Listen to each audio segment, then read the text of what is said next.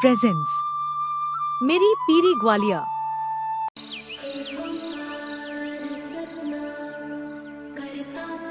वाहेगुरु जी का खालसा, वाहेगुरु जी की फतेह।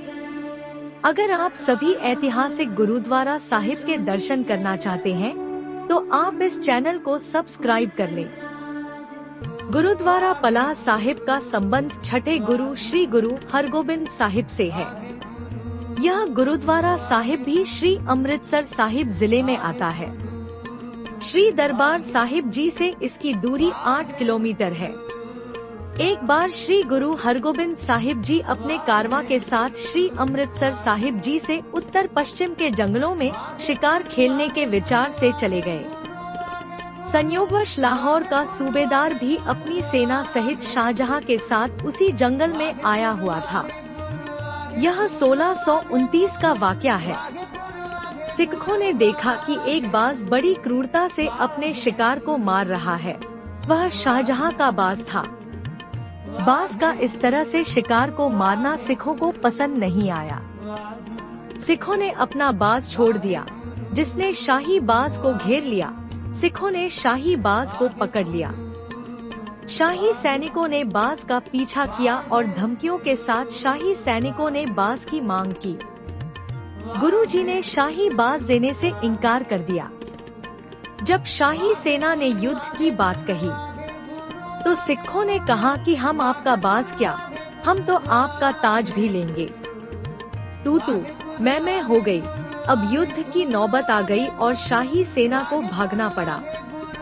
शाही सेना ने, विशेषकर लाहौर के गवर्नर ने, नमक मिर्च लगाकर शाहजहां को सारी कहानी बताई। शाहजहां ने आक्रमण की आज्ञा भेज दी। कुलिट खान, जो गवर्नर था, ने अपने सेनापति मुखलिस खान को 7000 की सेना के साथ श्री अमृतसर साहिब पर हमला करने के लिए भेजा। 15 मई 1629 को शाही सेना श्री अमृतसर साहिब पहुंची। गुरु जी को इतने जल्दी हमले की उम्मीद नहीं थी। जब लड़ाई कांटे की टक्कर तक पहुंच गई तो गुरुजी ने लोहा लेने का फैसला किया। गुरुजी ने सिखों के साथ मिलकर शत्रुओं पर आक्रमण कर दिया। शाही सेनाओं के पास पर्याप्त युद्ध सामग्री थी, लेकिन सिखों के पास केवल चढ़ती कला और गुरु के भरोसे की आशा थी। भाई तोता जी, निराला जी, नंता जी और भाई त्रिलोका जी लड़ते हुए शहीद हो गए। दूसरी ओर करीम बेग, जंग बेग और सलाम खान किले की दीवार को तोड़ने में सफल रहे। दीवार गिरते देख गुरुजी ने बीबी वीरो के ससुराल में संदेश भेजा कि बारात को श्री अमृतसर साहिब जी की बजाय झबाल गांव जाना चाहिए। बीबी वीरो जी गुरु जी की बेटी थी। उनकी शादी थी, बारात आनी थी। जैसे ही रात हुई, लड़ाई रुक गई, तो सिखों ने रातों रात एक दीवार बना दी। जैसे जैसे दिन चढ़ता गया, युद्ध फिर से शुरू हो गया। सिखों की कमान पेंदे खा के पास थी।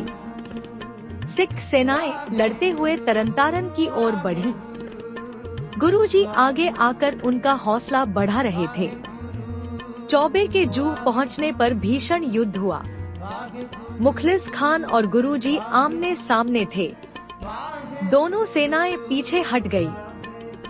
मुखलिस खान का घोड़ा गुरुजी के पहले वार से गिर गया, इसलिए गुरुजी भी अपने घोड़े से उतर गए। फिर शुरू हुई तलवार और ढाल की लड़ाई। गुरुजी ने मुखलिस खान का पहला बार पैंतरा बदलकर उसे बचा लिया और दूसरी बार मुस्कुराते हुए उसे फिर वार करने को कहा। उसने क्रोध में आकर गुरुजी पर आक्रमण कर दिया। गुरुजी ने उसके वार को ढाल पर लेकर तलवार उठाई और उस पर उल्टा वार किया। गुरुजी के खंडे का वार इतना जबरदस्त था कि मुखलिस खान की ढाल टूट गई और खंडा उसके सिर को चीरते हुए उसके धड़ को 2 हिस्सों में बांट गया। मुखलिस खान के गिरते ही मुगल सेना भागने लगी। गुरुजी ने उन्हें पीछा करने से मना किया। इस प्रकार सिख इतिहास के प्रथम युद्ध का कारण इसी स्थान से जुड़ा है। गुरुजी की जीत हुई। गुरुजी ने सभी शहीदों के शवों को इकट्ठा किया और अंतिम संस्कार किया। वाहे गुरु आगे गुरु आगे गुरु आगे गुरु वाहे गुरु आगे गुरु आगे गुरु वाहे गुरु आगे गुरु